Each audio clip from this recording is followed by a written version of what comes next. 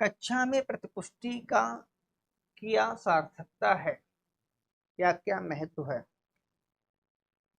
विकल्प देख लेते हैं। यह प्रशासनिक अपेक्षा का अंश है। फीडबैक जिसे हम कहते हैं, प्रतिपुष्टि को ध्यान में रखना है। प्रतिपुष्टि को अंग्रेजी में फीडबैक कहते हैं।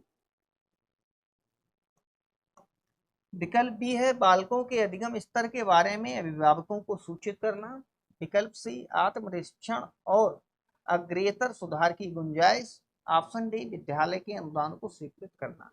तो फ्रेंड्स, हमेशा ध्यान में रखना है कि जो फीडबैक होता है क्लासरूम में ही नहीं, जीवन के सभी पक्षों में फीडबैक जो होता है वो इम्प्रूवमेंट के लिए होता है। हमने कोई परफॉर्मेंस किया है, कोई एक्टिविटी की है, वो एक्टिविटी हमने कितने अच्छे तरीके से की है, वो उसका जब हमें फीडबैक मिलता है तो हम उसमें निरंतर आगे की ओर बढ़ते हैं, अपने परफॉर्मेंस में लगातार इम्प्रूवमेंट करते चले जाते हैं। तो इसका जो राइट आंसर होगा वो सी होगा, आत्मनिरीक्षण और अग्रेतर सुधार की गुंजाइश के लिए हम फीडबैक का क्लासरूम में उपयोग करते हैं।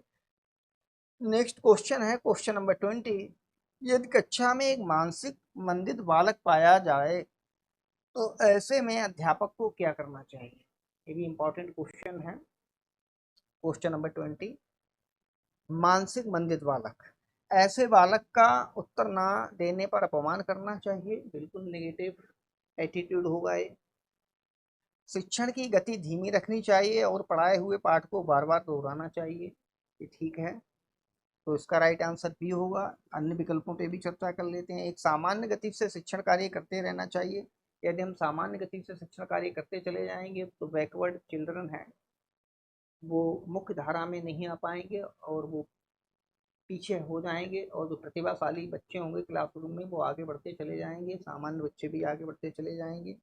एक सामान्य गति से शिक्षण कार्य करते रहना चाहिए। मंद बुद्धि बालक को नजरअंदाज करते हुए शिक्षक को पाठ पूरा करवाना चाहिए। ये भी निगेटिव एटीट्यूड होगा। तो इसका तो राइट आंसर बी होगा। शिक्षण की गति धीमी रखनी चाहिए और पढ़ाए हुए पाठ को बार बार दोहराना चाहिए। नेक्स्ट क्वेश्चन देखते हैं। विकास क्रियात्मक विकास का मस्तकोमुखी क्रम है।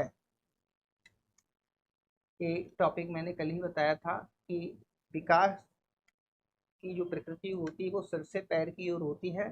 सबसे पहले बच्चा जो है सिर पर नियंत्रण स्थापित करना सीखता है। तो इसमें हम देखते हैं सिर धड़ हाथ पैर। दूसरा विकल्प है सिर हाथ पैर धड़। सिर गर्दन मुख हाथ। डी मुख गर्दन धड़ सिर। जब हम इनका अध्ययन करते हैं तो पाते हैं तो सबसे पहले बच्चे सिर का नियंत्रण स्थापित करता है, फिर धड़ का, फिर हाथ का और सबसे अंत में पैर का। तो इसका राइट आंसर आपका ए होगा, 21 का ए। नेक्स्ट क्वेश्चन है शिक्षण के किस चरण में शिक्षक द्वारा पाठ योजना की तैयारी की जाती है? ये प्री एक्टिव फेज होता है। 3 फेज होते हैं आपका। एक प्री एक्टिव फेज होता है, दूसरा इंटर एक्टिव फेज होता है और तीसरा post active phase of teaching होता है। ध्यान में रखना है।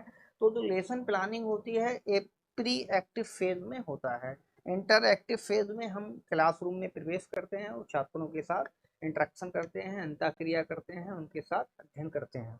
तो इसका जो राइट आंसर होगा वो होगा शिक्षण पूर्व क्रिया चरण अर्थात pre active phase of teaching.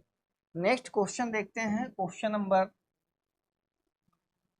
Number हमारा है 23। विशिष्ट बालकों की श्रेणी में आते हैं प्रतिभाशाली बालक, ऑप्शन बी संवेगात्मक बालक, ऑप्शन सी मानसिक मंदित बालक, ऑप्शन डी उपरोक्त बालक। तो जो विशेष बालकों की कैटेगरी होती है, मनोवैज्ञानिकों ने उन बच्चों को विशेष बालक बनाया है जो सामान्य बालकों से अलग होते हैं। तो प्रतिभाशाली बच्चे भी विशेष बालकों की श्रेणी में आते हैं। संवेगात्मक रूप से विक्षिप्त डिसऑर्डर बच्चे भी आते हैं। मानसिक मंदित बालक भी आते हैं जो मेंटल रिटायर्डनेस का शिकार होते हैं, वो बच्चे भी विशेष बालकों की श्रेणी में आते हैं। तो इसका जो राइट आंसर होगा वो डी होगा, उपरोक्त सभी। क्वेश्चन नंबर 24 देखते हैं। संबंध प्रतिक्रिया सिद्धांत का प्रतिपादन किसने किया था? तो एक कंडीशनिंग थ्योरी है जो पावलोव ने दी थी, ध्यान में रखना है। योहान पावलोव द्वारा एक थ्योरी, लर्निंग थ्योरी है जो डेवलप की गई थी यान पावलोव द्वारा। थॉर्नडाइक द्वारा जो थी वो प्रयत्न त्रुटि सिद्धांत दिया गया था। स्किनर का क्रिया प्रसूत सिद्धांत था, ध्यान में रखना है। ट्रायल एंड एरर थ्योरी ये थॉर्नडाइक ने दी थी। क्लासिकल कंडीशनिंग थ्योरी यान पावलिक ने दी थी। स्किनर का ऑपरेंट कंडीशनिंग थ्योरी थी, तो ये ध्यान में रखना है। तो इसका राइट आंसर बी होगा। नेक्स्ट क्वेश्चन देखते हैं, क्वेश्चन नंबर 25। क्वेश्चन नंबर 25 देखते हैं। बालकों की रुचि ज्ञात करने की विधि है, जो इंटरेस्ट होते हैं बच्चों के, बालकों की क्रियाओं के निरीक्षण के द्वारा। ऑप्शन बी बालकों द्वारा पूछे गए प्रश्नों के आधार पर। ऑप्शन सी मानकीकृत रुचि परीक्षणों द्वारा। ऑप्शन डी उपरोक्त सभी। बालक की जो रुचियां होती हैं तो अवलोकन के द्वारा भी हम उनका निरीक्षण करते हैं, परीक्षण करते हैं, जांच करते हैं, असेसमेंट करते हैं, क्योंकि बच्चा उसी व्यवहार को करता है, उन्हीं एक्टिविटीज को करता है जिनमें उसकी रुचि होती है। तो विकल्प ए भी ठीक है। बालकों द्वारा पूछे गए प्रश्नों के आधार पर भी बालक जिज्ञासु होते हैं और अपनी रुचि, जिन क्षेत्रों में बच्चों की रुचियां अधिक होती हैं वहां से वो प्रश्न अधिक पूछते हैं। ऑप्शन सी मानकीकृत रुचि परीक्षणों द्वारा भी हम बच्चों के इंटरेस्ट को जानने का प्रयास करते हैं।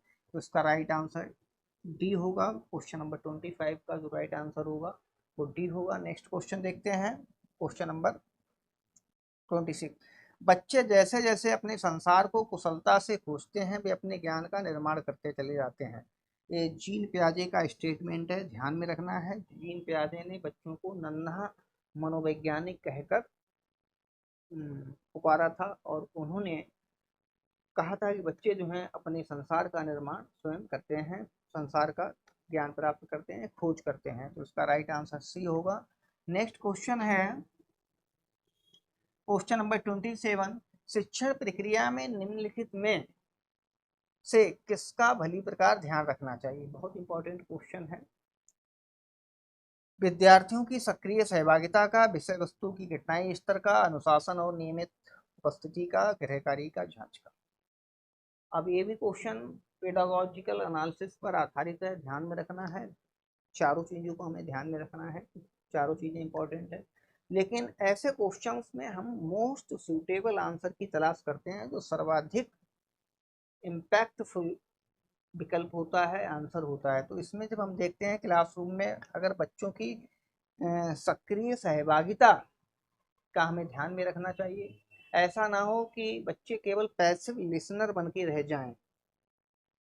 जब टीचर इफेक्टिव तरीके से क्लासरूम में टीचिंग करता है तो वो इफेक्टिव टीचिंग तभी हो सकती है जब सभी बच्चे जो हैं एक्टिव होते हैं और वो कंटेंट में अपनी सहभागिता उपस्थित करते हैं, तब बच्चे आसानी से सीख लेते हैं और क्लास जो होती है वो लाइव हो जाती है। तो इसका राइट आंसर ए होगा, 27 का ए। नेक्स्ट क्वेश्चन है क्वेश्चन नंबर 28। मैस्लो द्वारा प्रतिपादित अभिप्रेरणा की आवश्यकताओं का सही क्रम है, बहुत इंपॉर्टेंट है। मैस्लो ने सबसे पहले फिजिकल नीड बताया था। फिजिकल नीड, तो सबसे पहले हम देखते हैं फिजिकल नीड। फिर दूसरे नंबर पर उसने सुरक्षा संबंधी आवश्यकताएं बताई थी, तो ए और 5 का आएगा। उसके बाद उसने स्नेह संबंधी आवश्यकताएं बताई थी, तो सेकेंड आएगा हमारा। फिर second, first 5 second, first 5 second इसमें विकल्प मिल रहे हैं। फिर 4 आएगा सम्मान संबंधी आवश्यकता, और फिर आपका आएगा आत्मसिद्धि की आवश्यकताएं। आत्मसिद्धि की आवश्यकताएं जो होती हैं सेल्फ एक्चुअलाइजेशन नीड होती है, और ये सबसे अंतिम व्यक्ति की आवश्यकता होती है। और मैस्लो ने कहा था ये आवश्यकता या ये नीड बहुत रेयर केसेस में ही लोग उसको प्राप्त कर पाते हैं। तो उसका राइट आंसर सी होगा। नेक्स्ट क्वेश्चन है क्वेश्चन नंबर 29। कथन: लड़कियों के लिए शिक्षा की व्यवस्था ऐसी होनी चाहिए जो उन्हें केवल सुगृहिणी तथा आदर्श माता बनने में सहायक हो।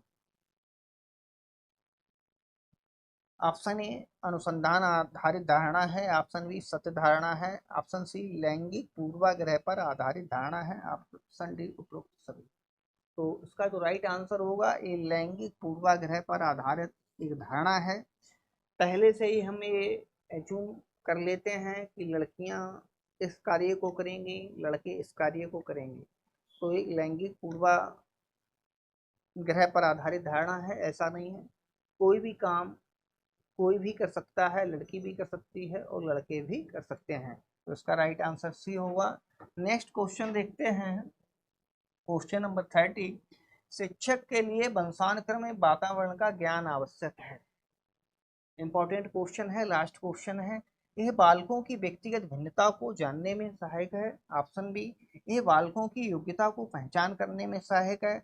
ऑप्शन सी, यह बालकों की रुचि एवं रुझान को समझने में सहायक है। ऑप्शन डी उपरोक्त सभी। देखिए, वंशानुक्रम और वातावरण का ज्ञान हमें होना चाहिए। जो टीचर हैं, जो हेरिडिटी होती है और एनवायरनमेंट, इसके द्वारा ही हम ये समझ सकते हैं कि बच्चा वातावरण में किस प्रकार से अंतःक्रिया करता है, इंटरेक्शन करता है। और वंशानुक्रम से बच्चे की कुछ पोटेंशियल एबिलिटीज होती हैं जो उसे बाई बर्थ इन्नेट प्राप्त होती हैं। तो जन्मजात योग्यताओं का जो होती हैं वो हम तभी जान सकते हैं जब हमें वंशानुक्रम का ज्ञान होगा। तो इसका जो राइट आंसर होगा वो उपरोक्त सभी होगा। तो फ्रेंड्स, आज हमने प्रीवियस ईयर का जो यूके टेट का पेडागोजिकल एनालिसिस का पेपर था, इस पर डिस्कस किया आप लोगों के साथ, और कल नए टॉपिक के साथ फिर आप लोगों के सामने उपस्थित होंगे। Thank you, have a good day.